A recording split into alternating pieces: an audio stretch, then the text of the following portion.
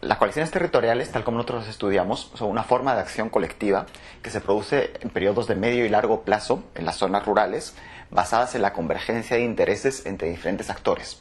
Es decir, no se trata de una mesa de concertación que todos se sienten en torno a la mesa para ponerse de acuerdo, sino que cada uno de los actores, buscando su propio interés, lleven a acciones que terminan empujando en una misma dirección. Y hay coaliciones territoriales que nosotros llamamos explícitas, en el cual todos los actores se plantean de una manera explícita y consciente actuar en conjunto, y coaliciones implícitas, en las cuales los actores no necesariamente se ponen de acuerdo de manera formal, sino que es la búsqueda de esos intereses que les lleva a realizar acciones conjuntas o a realizar acciones que pueden no ser conjuntas, pero que apuntan a los mismos objetivos.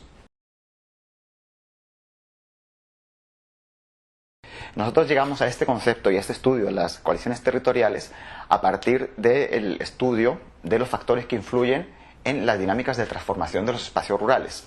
Y ahí encontramos diferentes vectores de transformación. Uno es la estructura productiva, otros se refieren a la estructura de propiedad de la tierra, etc. Hay diferentes. Inserción en el mercado, diferentes factores.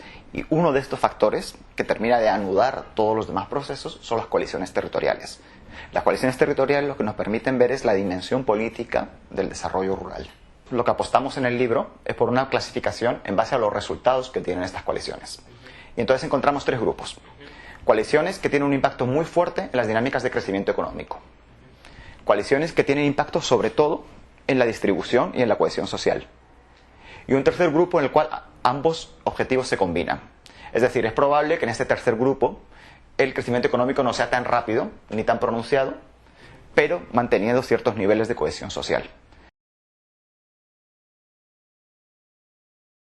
En el libro ustedes van a encontrar 6 casos concretos de 6 coaliciones realmente existentes en 6 países latinoamericanos. Todos son casos de éxito en el sentido de que en todos los 6 casos son coaliciones que impactan y transforman las dinámicas territoriales y fundamentalmente las dinámicas económicas. Ahora, tienen éxito en diferente medida y en diferentes ámbitos.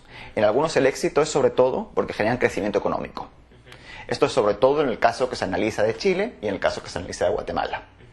En otros casos tienen éxito en, de alguna manera, mejorar la cohesión social y la oportunidad de los actores menos favorecidos de participar en la toma de decisiones políticas. Estos son los casos, sobre todo, de El Salvador, y el otro caso que se analiza es el de Brasil. Y encontramos también estas coaliciones que son un poco más complejas de analizar, en las cuales hay crecimiento económico y al mismo tiempo hay también empoderamiento de los actores territoriales. Y en este caso se analizan un ejemplo del Ecuador y un ejemplo del Perú.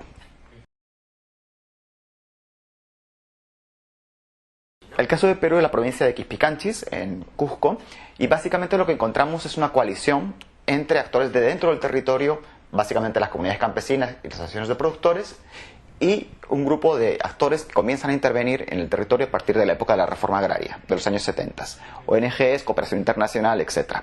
Lo que encontramos es un proceso de largo plazo, en el cual la interacción de estos dos tipos de actores habría llevado a un empoderamiento de los grupos menos favorecidos. Y esto se traduce de varias maneras. Primero, en una progresiva toma de conciencia política, y ahora encontramos un buen número de alcaldes que son de procedencia rural, que son de procedencia de comunidades campesinas, y también en un redireccionamiento de la economía regional. No encontramos un crecimiento económico muy espectacular, no es tan espectacular como en otras partes del Perú, pero sí encontramos que este crecimiento tiene una buena distribución y se ha logrado manteniendo ciertos niveles de cohesión social.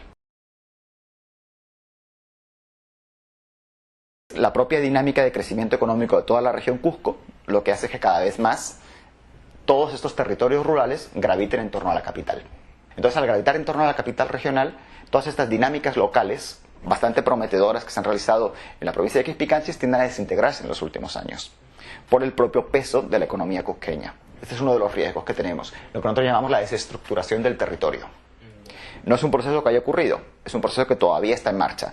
No sabemos cómo va a terminar. Pero otro tema para pensar se refiere a que esta coalición territorial que nosotros vemos en Quispicanchis no ha tenido ningún tipo de intervención en lo que se refiere a sostenibilidad medioambiental.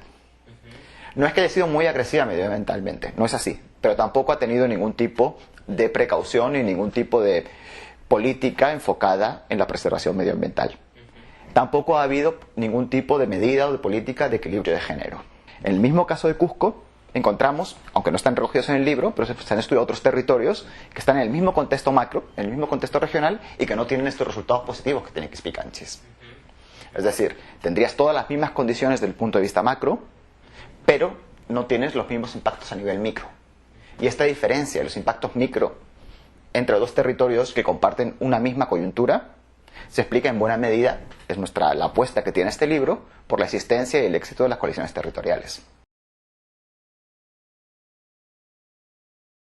Lo más rico del libro desde mi punto de vista son las 6 historias que se cuentan, porque son historias diferentes que muestran distintas rutas de desarrollo en territorios rurales.